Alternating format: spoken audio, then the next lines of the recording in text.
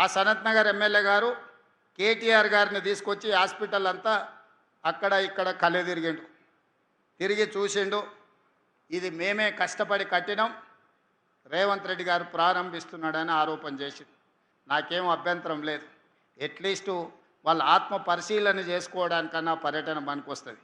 అయితే ఇది అయిన తర్వాత ఆ సనత్ నగర్ ఎమ్మెల్యే గారు చెప్పారు, ఈ వెనకాలనే ఎర్రగడ్డ మెంటల్ హాస్పిటల్ ఉంటుంది, ఒకసారి పోయి చూసిపోదామని.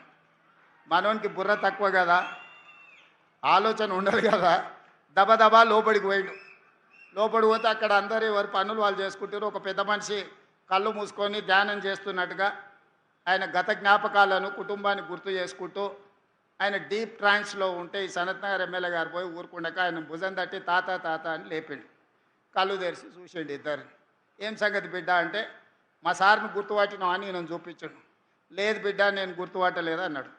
ఆ సార్కు విపరీతమైన కోపం ఉక్రోషం వచ్చింది. నన్ను గుర్తుపట్టవా, తెలంగాణలో ఉండి నా సంగతి మా నాయన సంగతి నీకు తెలియదా, నన్ను ఎట్లా గుర్తుపట్టవని.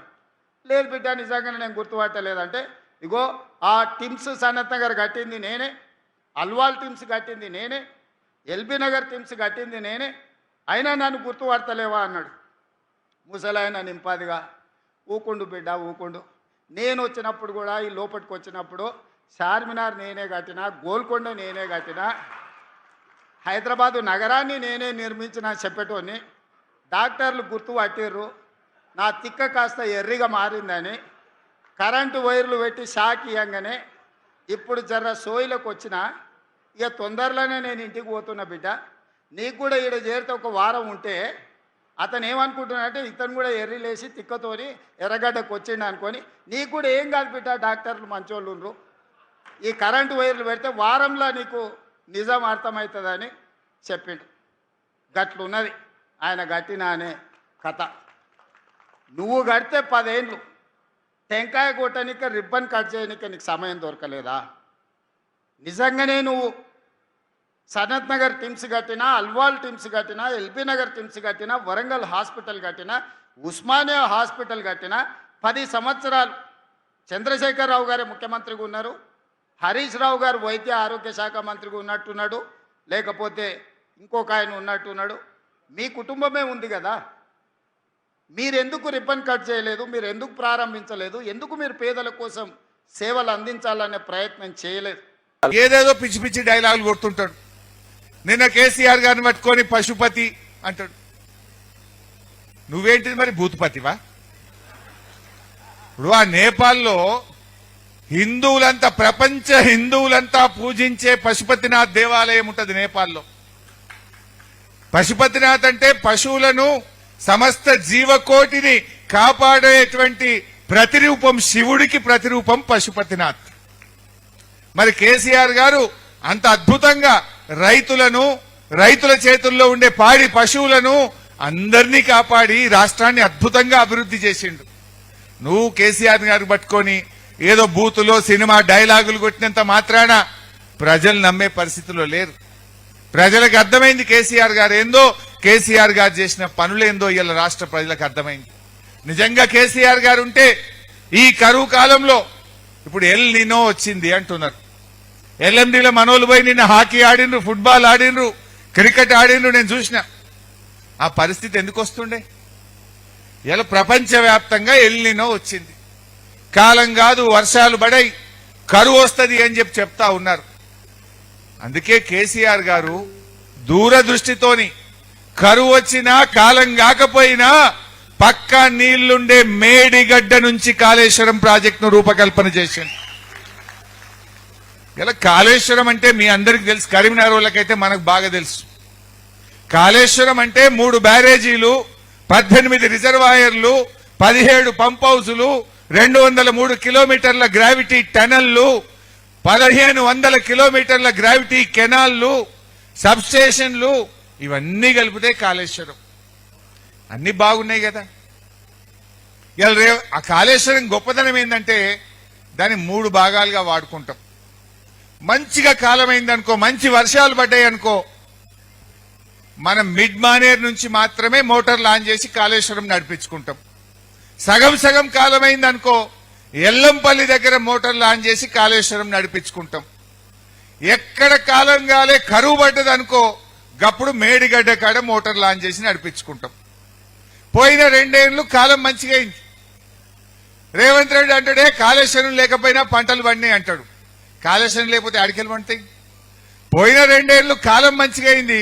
ఎల్లంపల్లికెళ్ళే మోటార్ లాంచ్ చేసినాం, మిడ్ మానేర్కెళ్ళే మోటార్ లాంచ్ చేసినాం, బ్రహ్మాండంగా పంటలు పండినాయి. మా సుంకె రవిశంకర్ గారు ఉన్నారు. ఇలా ప్యాకేజ్ 8 లక్ష్మీ పంప్ హౌస్ ఎక్కడుంది? రవిశంకర్ గారి కాన్స్టిట్యున్సీ చొప్పదండిలో ఉంటది. ప్యాకేజ్ 8 లో మోటార్లు ఆన్ చేస్తేనే కదా వరద కాలువలో నీళ్లు పోయి బంగారం వలె పంటలు పండినాయి. కాళేశ్వరం మోటార్లు ఎల్లంపల్లిలో ఆన్ చేస్తేనే కదా మిడ్ మానేర్లోకి నీళ్లు వచ్చినాయి, మిడ్ మానేర్లో నుంచి ఎల్ఎండిలోకి నీళ్లు వచ్చినాయి.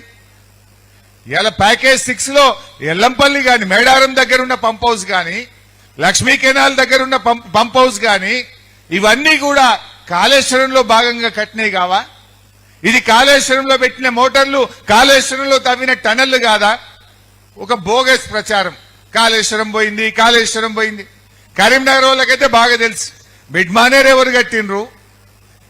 Package 6, package 8 Medaram pump house, లక్ష్మీకి పంప్ హౌస్ ఎవరు కట్టినరో తెలియదా? అవన్నీ కాళేశ్వరంలో భాగం కాదా? పోయిన 2 ఏళ్ళు ఏమైందంటే మంచిగా కాలమైంది. కాలమైంది కనుక మిడ్ మానేర్ నుంచి మోటార్లు నడిపినాం, ఎల్లంపల్లి నుంచి మోటార్లు నడిపి కాళేశ్వరం నీళ్లు బారినాయి. మరి అసమై బాలకృష్ణ గారు ఉన్నారు. అనంతగిరి రిజర్వాయర్ అది కాళేశ్వరంలో కట్టింది కాదా? అనంతగిరి కింద వేలాది ఎకరాలకు వందలాది చెరువులు నింపుతున్నామంటే అది కాళేశ్వరంలో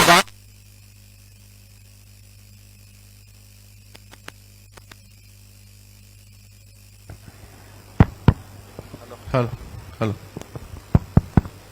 ఇవాళ అనంతగిరి రిజర్వాయర్ తోడ సౌండ్ పెంచిన బాబు. అనంతగిరి రిజర్వాయర్ ఇవాళ అది కాళేశ్వరంలో కట్టింది కాదా? అనంతగిరి కింద వందల చెరువులు నిండుతున్నాయి, వేల ఎకరాల్లోకి నీళ్లు వస్తున్నాయి అంటే అవి కాళేశ్వరంలో భాగం కాదా? కాళేశ్వరం కూలింది అయినా నీళ్లు వచ్చినాయంటే ఆడికెళ్ళి గాల్లకెళ్ళి వచ్చినాయి, ఏమన్నా విమానంలో వచ్చినాయా? రేవంత్ రెడ్డి కాళేశ్వరంలో కట్టిన టనళ్ల ద్వారా వచ్చింది, కాళేశ్వరం పంప్ హౌస్ల ద్వారా నీళ్లు వచ్చినాయి, కాళేశ్వరంలో కట్టిన రిజర్వాయర్ల ద్వారా, కాలువల ద్వారానే ఇవాళ బంగారమోలే పంటలు పండినాయి. మరి ఇప్పుడు జరగాల్సిందేంది? ఎల్ నినో వచ్చింది. ఈసారి ఎస్ఆర్ఎస్పీలో నీళ్లు లేవు, ఎల్లంపల్లిలో నీళ్లు లేవు, మంచినీళ్ళకు కూడా తిప్పలున్నది. కానీ ఇప్పుడు మేడిగడ్డ దగ్గర ఇవాళ కూడా 10,000 క్యూసెక్కుల నీళ్లు పోతున్నాయి. రేపటి కల్లా 20,000 వస్తాయట. అంటే ఏడ చుక్క నీళ్లు లేకపోయినా మేడిగడ్డ దగ్గర 20,000 క్యూసెక్కుల నీళ్లు రేపల్లుండి నుంచి వస్తాయంటున్నారు. పైన వరద స్టార్ట్ అయింది మహారాష్ట్రలో. నిజంగా 2 పిల్లర్లు మరమ్మతు చేస్తే బ్రహ్మాండంగా మోటార్లు ఒత్తుకొని ఇవాళ ఎల్ఎండికి నీళ్లు రాకపోవునా? మా వరద కాలువలో కరీంనగర్ రూరల్ మండల చెరువులు నింపుకునే అవకాశం లేదా? ఎందుకంటే నువ్వు అబద్దాలు చెప్పినావు, దుష్ప్రచారం చేసినావు. 1,00,000 కోట్లు కొట్టుడు పోయినేనో కాళేశ్వరం కూలిందని గోబల్స్ ప్రచారం చేసినావు. ఆ 2 పిల్లర్లు మరమ్మతు చేస్తే నువ్వు చెప్పింది అబద్దమని రైతులకు అర్థమైతది, ప్రజలకు అర్థమైతదని కావాలనే పెండింగ్ లో పెట్టినావు. మొన్న తుంగభద్ర పోయినావు, గేట్లు ఖరాబ్ అయితే 2 ఏళ్ల లోపల తుంగభద్ర గేట్లు బాగు చేసి కర్ణాటక రాష్ట్రం దాన్ని ప్రారంభించింది. ఈడ ఎన్ని గేట్లు? మేడిగడ్డలో ఉన్నాయి 85 గేట్లు. 85 గేట్లలో దెబ్బతిన్నాయి 2 గేట్లు. 85 గేట్లలో దెబ్బతిన్నాయి 2 గేట్లు. 2 గేట్లు మరమ్మతు చేయడానికి 2.5 సంవత్సరాలు సరిపోదా నీకు?